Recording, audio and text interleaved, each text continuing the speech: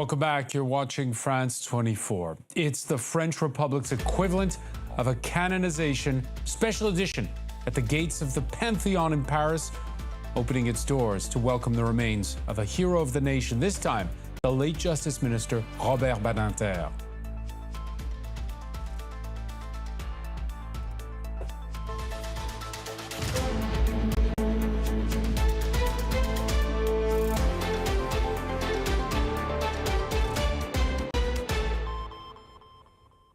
There you see the coffin of Robert Badinter being brought up the hilltop of Paris's Latin Quarter to the Panthéon. His name forever associated with the 1981 abolition of the death penalty in this country. Badinter remained a tireless conscience of the nation till his death last year at the age of 95 on issues such as the rights of prison inmates and LGBTQ rights. His 1982 law decriminalized homosexuality in France. Most of all, even before 1981 and the left's return to power for the first time in a quarter century, Robert Badinter was already a household name.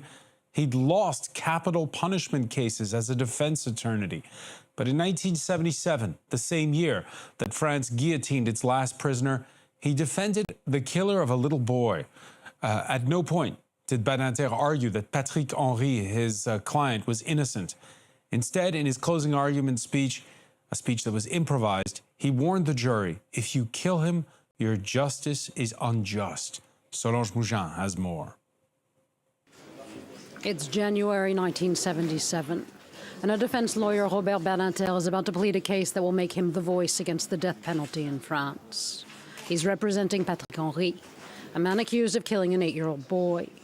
The widely watched case has shocked France. And for Badinter and his defense team, it's not about a guilty verdict. It's about the possible use of the guillotine as a sentence. In this regard, if you cut him in two, it will not dissuade anything or anyone.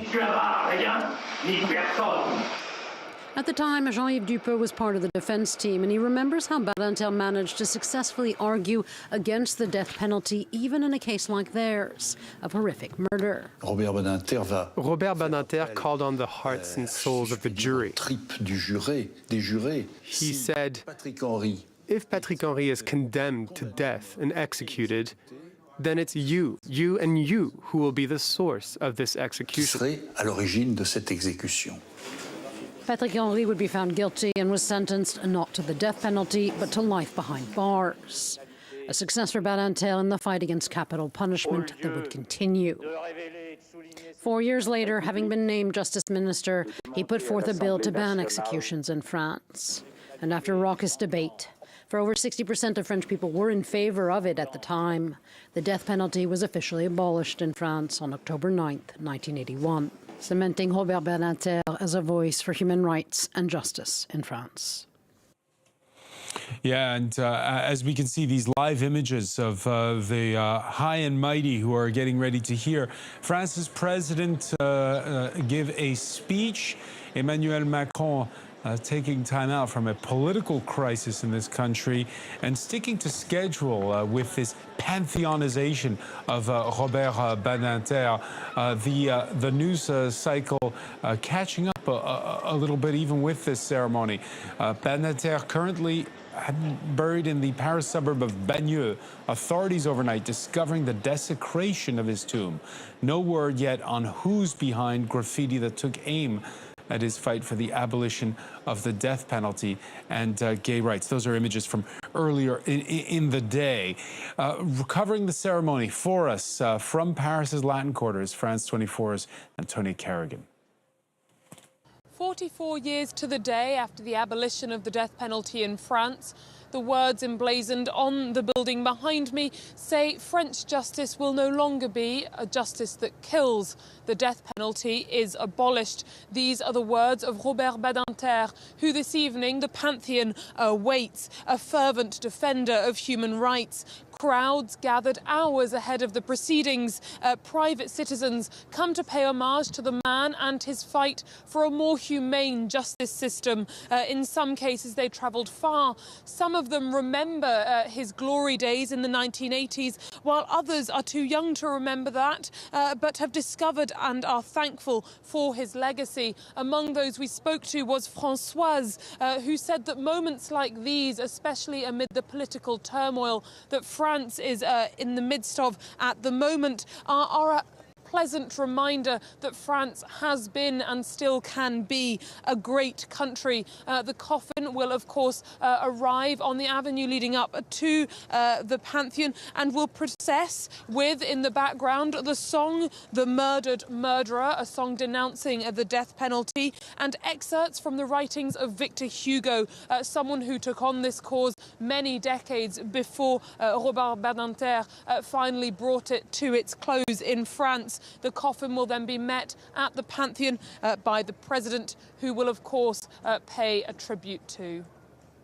Antonia Kerrigan, and we're joined by criminal attorney Anne-Sophie Laguens, advocate against sexual violence and for LGBTQ rights. Thank you for being with us here on France 24. Thanks as well to historian Curtis Young, professor of comparative literature and philosophy at the ESSEC Business School. Good to see you. Delighted to be here. And from Nottingham in England, Paul Smith, associate professor of French at the University of Nottingham. So glad you could join us for this ceremony. Delighted to be here. The legacy of Robert Badinter, Anne-Sophie Laguens, this is it something you talk about as a first-year law student, or is it something you still talk about when you're arguing cases much later on?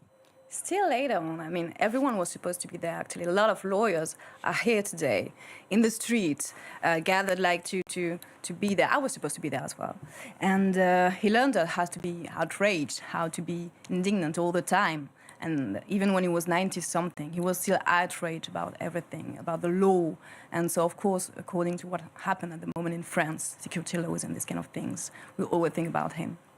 And his life story is something. His father is taken away during World War II by the henchmen of Klaus Barbie of the Gestapo, never to return from the Sobibor concentration camp. They lost all their money, and yet he made his fortune after the war as an attorney, working as criminal cases, and takes it very hard when he loses some of those capital punishment cases. Yes, exactly. And also when he had this this trial about denialism, about the Forisson case. And Holocaust denial. Yeah, Holocaust case. And he was like thrilling, he was shaking because of his father explaining that happened. You cannot say that anymore. That happened, that really happened. And as for now, according to what we can hear at the moment sometimes, from sometimes younger people, we would need him like to be there and to talk to them. Yeah, Emmanuel Macron insisting on this ceremony to taking place late in his second term. And of course, there's the question, and Curtis Young, that'll be, I guess, an undertone throughout for our audiences, which is the fears of the far right, those that deny what happened during World War II, getting the reins of power. It's obviously why Emmanuel Macron is speaking in public today. He has not spoken publicly on France's current political crisis, yet he'll be here making a speech. Yeah, it's sort of the domestication of radicalism. It's sort of one of the things that's going on is that France, in many instances, doesn't continue to stand for what Robert Badinter fought for all of his life. We're beginning to turn against their problems with the LGBT community. There are people that are for the death penalty. There are people from the right that are taking greater and greater place. So what's going on, I think, is sort of a kind of a legitimization by association.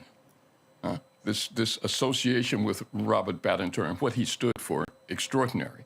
Here's a man who said that he didn't care about polls, he cared about justice.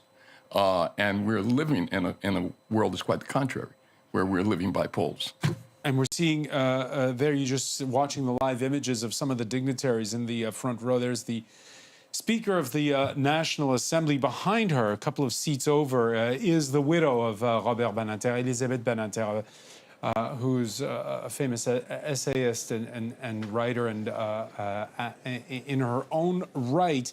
Paul Smith, a pantheonization, as it's called. You get your remains are brought to the same Greek-like structure that stands atop the Latin Quarter of Paris, alongside the great writers like Victor Hugo and Émile Zola. The latest one before that was, of course, Josephine Baker. Curtis Young was here to talk about that one.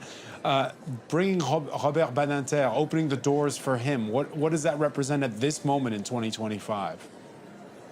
Well, I think Curtis has kind of hit the nail very much on the head there. This is an attempt to, it's not just an attempt, it's the moment where we take into the Panthéon somebody who represents a particular generation of French politics, who represents a set of particular French values.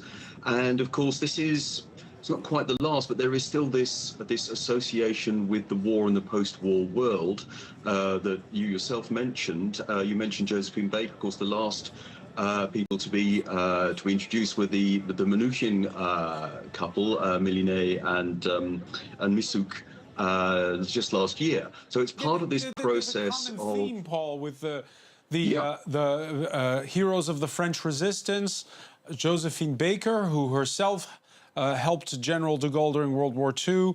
And by the way, there's going to be one more pantheonization to come, and that is of the French historian Marc Bloch, who was killed by the Nazis. Why is this the sort of the common thread of the people that Emmanuel Macron chooses?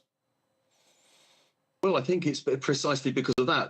It's the question of the timing. This is what Macron has decided. This is kind of his project, is to mark this. It was kind of started under François Hollande, because he had inducted a whole raft of figures from the French Resistance. So, I mean, Badinter doesn't quite fit exactly into that, but there is this link, and of course, it's not just his father who was deported. There are other members of his family as well, but there is this kind of, almost a sense that we must do this now, and I think it comes back to something that both you and Curtis have touched upon, which is this, because something else might be about to happen in France, and we really need to reaffirm this sense of French identity, French values, which Badinter in so many ways embodied. The draped coffin there that you see, and behind it, the quote, memory is a permanent struggle. Anne-Sophie Lagasse, you think back, because remember, 1981, when the death penalty is abolished, France was a very different country then. It was, but it was also a special year because you had socialism coming in France, like in the return to power after, a quarter century. Exactly. So that was pretty special. And now we have like a lot of different powers. It's very, we don't have any unity. We cannot find any unity. And at this moment, you had a lot of opposition, of course, to this law. And as you would say just before, maybe now we could have those polls maybe coming back on those laws, and what he said about what's important is justice, it's not polls. And when he went to the parliament, and of course there was people shouting, and it was a very big fight. And I think in 1981 everyone would try to think about it and try to believe in it. And now at the moment, maybe French people, we don't believe in anything at the moment. Don't believe in anything at the moment. I think so at the moment. And maybe I'm a bit pessimistic at the moment. Because Badinter, again, he died just last year, and he's somebody who would speak out in public up until the very end. His words carried weight, though. Exactly. He used to carry weight, and that's why when he left, we said this picture, this figure left, and it was really a character, like at 90-something, still explaining, you have to be outraged, you have to fight, you cannot believe in any discrimination, you cannot believe in any racism, you cannot believe in anti-Semitism, and we kind of lose those kind of voices now. Do you feel it inside the legal profession? I mean, will not in the legal professions. I think the young lawyers especially go to the court to say we still need to fight and we need to be inspired by this kind of characters and other like him, of course, or the lawyers, or like Simone Weil, or those kind of lawyers. Because how is Badinter for you an example when it comes to Robert Badinter, the lawyer? Sorry, say it again. What can you tell us about Robert Badinter, the lawyer? What's the lesson that your generation has learned from him? That you still, again, I think you still have to fight, and when you have like everyone in front of you, like of course, if you go to the court overseas or if you go to a terrorism case, and maybe you will have like friends against you, you will have the police against you, you maybe have the jury against you, but still you will fight for this guy who maybe will have to go to jail until the end of his life, but will fight for months and months and months so that he can have like human rights. Even if he did terrible things, you will fight always, always and always. It's not just, of course, again, that fight against the death penalty that he won in the dramatic fashion that we've illustrated, but also, Curtis Young, prisoners' rights. Exactly. There was, for instance, he's the one who made it possible for one mother said, me to kiss my son, who was in prison for a long sentence and who I hadn't been able to kiss for more than 10 years. And so today, we have an overpopulation problem of 131% in prisons. We've got 79,000 prisoners in a space for 61,000 people. Some places it's over 200%. And this is what I'm talking about, the contradiction, because these are exactly the things that Badinter stood for, to humanize the prison. He looked at prisoners not as outside of society, but as human beings. He thought that justice requires protecting the vulnerable from majoritarian violence.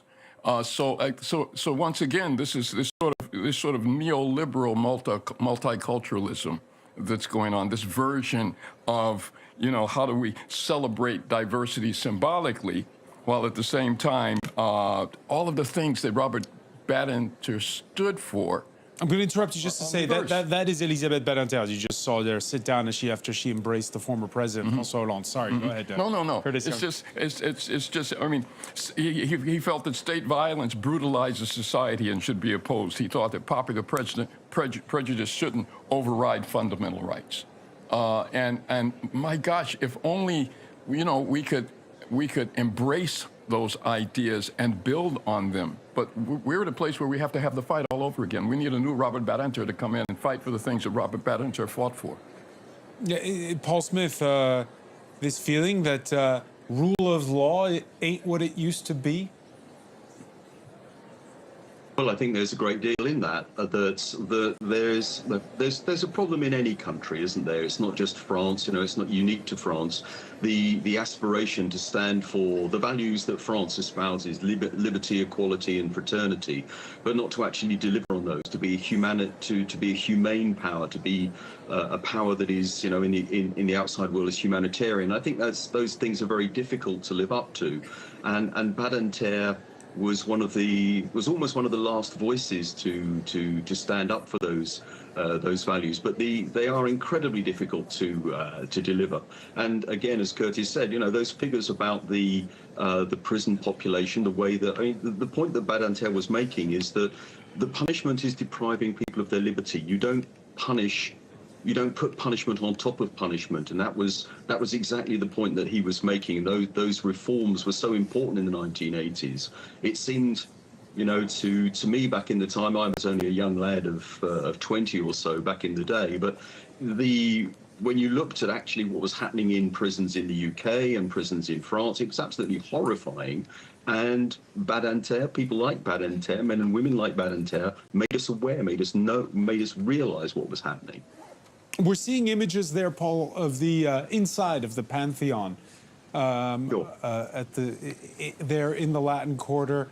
It wasn't built by the Greeks; it was built in the 19th century. This spectacle of having sort of a this place where you put the remains of the greats of the Republic. Your thoughts on How do you explain that to a British audience, and what does it say about France? Well, okay, it's actually older than that. It's originally the Church of Saint Genevieve, the patron saint of Paris, and then at the Revolution, the revolutionaries actually come up with the idea of deconsecrating it as a church, turning it into this kind of idea of a modern day a mausoleum which celebrates the good and the great and the good. And so that process really starts then, and then it goes backwards and forwards in the 19th century of then becoming a church again, and then it goes back to being the Panthéon. It's very French, you know. That's when my students say to me, "Well, what's that all about?" I say, "Well, it's a very particular continental. I don't think it's unique necessarily to France, but this idea of a mausoleum to the great is certainly very different from what we would be used to in certainly the Anglo-Saxon mind." Certainly, and there we see the French president accompanied by his first lady and the caretaker prime minister, Sébastien Lecornu, there welcoming him as he gets out of his motorcade vehicle. Emmanuel Macron running, by the way, a few minutes late because of that conference that's been taking place on the Middle East. A lot going on between France on the verge of a constitutional crisis, per hopes for an end to the war in Gaza, and of course taking time out for this ceremony in the heart of Paris. Just to finish on that point, Paul Smith, it's sort of a monument to the ideals of the French Revolution in its current shape. I know you explained how it's morphed so much over the years, this Panthéon. Yes, I mean it was again. It's the kind of the idea of a secular celebration that Paris was the kind of the center, the heart of the revolution, and then of course under the largest number of entrants into the Panthéon actually happens under Napoleon, under the First Empire. So it's that idea of Paris as the new Rome, which is then taken forward by the Republic. Under the Third Republic, we republicanize that idea, and so that's how we get the Pantheon today. And actually not used very much under the Third and Fourth Republic. It's really been accelerated over the last